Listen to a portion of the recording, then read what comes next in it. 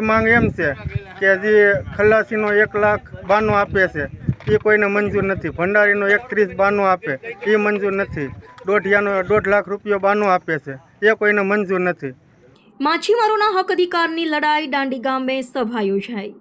આજરોજ જૂના તાલુકાના દરિયા કિનારે આવેલા બંદરો સૈયદ રાજપરા, નવા બંદર, ખડા, સેંજલિયા, સીમર, કાળાપણ, ખાણ વગેરે ગામોમાંથી દરિયાઈ સમુદ્રમાં માછીમારી કરવા જતા બોટના ખલાસીઓ ટંડેલ મોટી સંખ્યામાં ઉપસ્થિત રહ્યા હતા. દરેક ગામના માછીમારી ભાઈઓ આજે દાંડી ગામે ભેગા થઈ આવનારી સિઝન બાબતે ચર્ચા વિચારણા કરી હતી. બોટ માલિકો શેઠિયાઓના નીતિ નિયમો અનુસાર માછીમારી કરતા ખલાસીભાઈને મંજૂર ના હોય તે બાબતે ખલાસીઓ આજરોજ દાંડી મુકામે પહોંચ્યા હતા.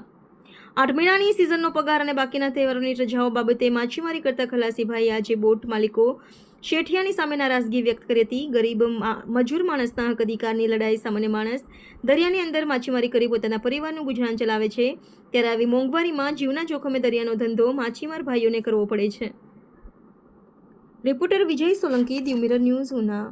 નામ બામભણિયા ભરતભાઈ વસરામભાઈ. આજનો કાર્યક્રમ શું હતો? આજનો કાર્યક્રમ એમ હતો કે આ ચાલુ સિઝનમાં શેઠિયા લોકોએ મિટિંગ કરેલી હતી. એમાં એવું બધું લખ્યું કે ખલાસીનો, ભંડારીનો અને પગાર જે શેઠિયા લોકો કહેશે એ દેવાનો રહેશે અને બાનો જે શેઠિયા લોકો આપશે એ દેવાનો રહેશે. એટલે આ મિટિંગ એ માટે રાખેલી છે. તમારા ખલાસીઓને શું માંગ છે?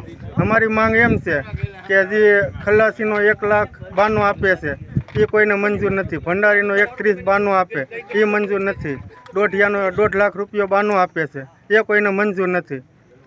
હવે પછીને તમારી શું માંગ છે? હવે પછીની એવી માંગ છે કે આ સિઝનમાં કંઈ અકસ્માત થાય ખલાસીને કે કોઈ પણને એની 60 દોઢિયાને દોઢિયાને અડધો ખર્ચો દેવાનો તો એ કોઈને મંજૂર નથી. કોને મંજૂર નથી? 60 દોઢિયાને દોઢિયાને. બરાબર છે. હવે પછીનું બધાનું આયોજન શું છે ખલાસીનું? આયોજન એવું છે કે જે પહેલાંના નિયમ હાલે છે શેઠિયા લોકોના એ અમને મંજૂર છે. અને માનો કે તહેવારમાં જે અમુક તહેવાર કાપી નાખે છે એ અમને મળવા જોઈએ. બીજું કે આ 7મ 8મ કરીને બધીને જવાનો બધી નિર્ણય રાખ્યો છે.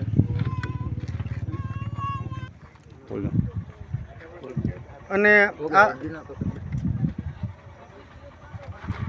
2023 પહેલાંના 2024ના જે નિયમ હાલે છે એ અમને મંજૂર છે. બાકી હવેના જે નિયમ શેઠિયા લોકોએ જે કર્યા છે એમને કોઈને મંજૂર નથી. એ માટેની આ મિટિંગ રાખેલી હતી.